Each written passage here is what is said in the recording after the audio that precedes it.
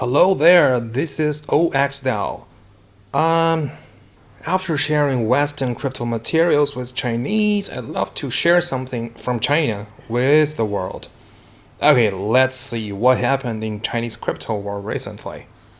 Like in this group, the group owner told the whole group that on December 15, Huobi is going to terminate all active accounts of mainlanders. I mean, Chinese from mainland China. And the girl was worried where she can move her coins to. And the group owner just told her, well, you can move your coins to OKEX or Gate.io. There's something interesting with OKEX because rumors that OKEX have some internal relationship with government.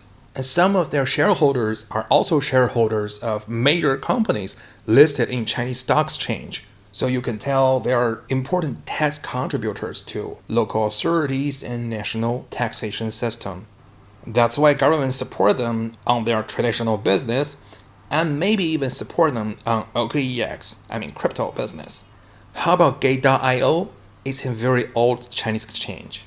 It was built long before I engaged in the crypto world. Back in 2017. Well, back in that time, Gate.io was named B2R. Now it's called Gate.io. It's like a rebranding after September 4 in 2017. And the group owner also encouraged people to register a new Binance account with Gmail as their registered email. How come? Because even if when you're registering a new Binance account with foreign national ID, but if it's under a Chinese domestic email address, they will still categorize you into mainland Chinese users. And there's something tricky with Binance.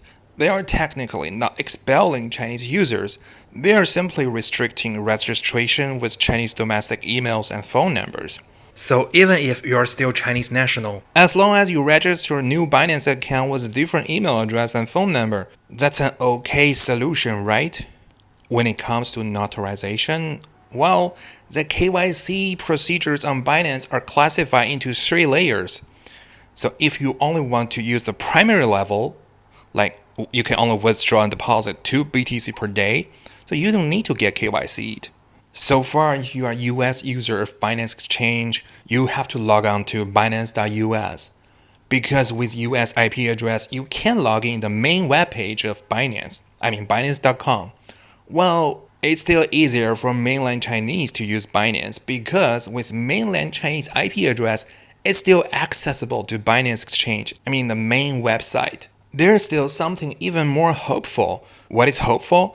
Because even if Binance requires you to pass the basic level of verification, what you have to do is to simply upload a foreign national ID. And it works. There's no further verification on the match between your face and the ID photo, which means so far it's not facially recognized. Well, when it comes to higher level KYC procedures, facial recognition is a must. But I think 10 Bitcoin per day for withdrawal and deposit is already sufficient enough for most users. And when it comes to CZ, the major shareholder and CEO of Binance, he's mostly a cloud person. He lives in cloud. No one knows where he is exactly in the physical world.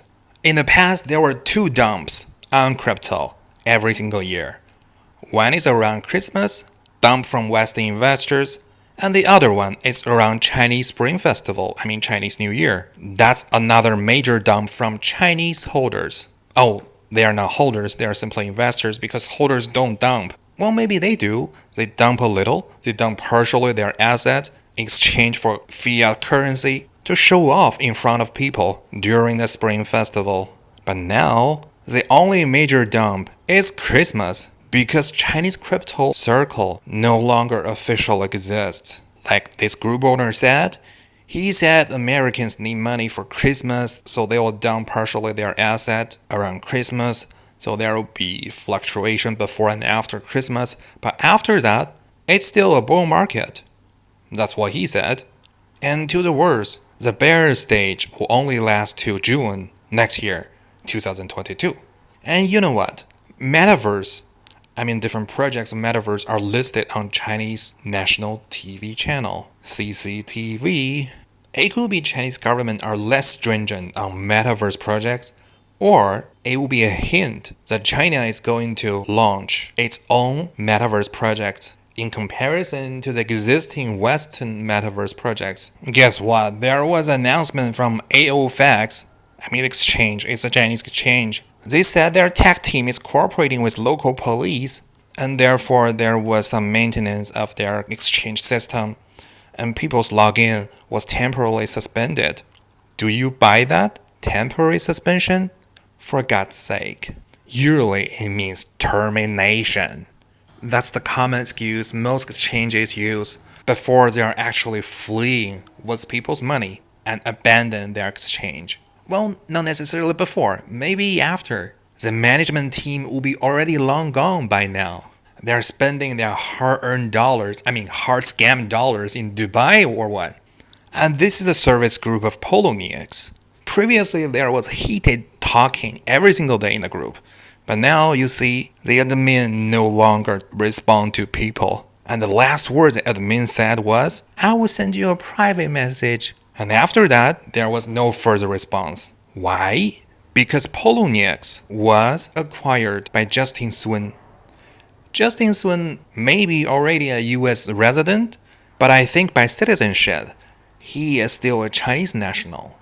There was something super funny from Poloniex, like 2 months ago. Their service team was sending emails to all existing mainlander users about a possible termination of their exchange account on Poloniex.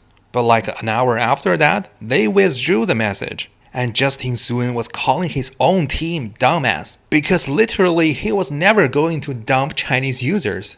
The major part of user base of Poloniex are Chinese mainlanders. Okay, so far so good for today. Just stay tuned and subscribe us, give us some thumb up, and leave some comments.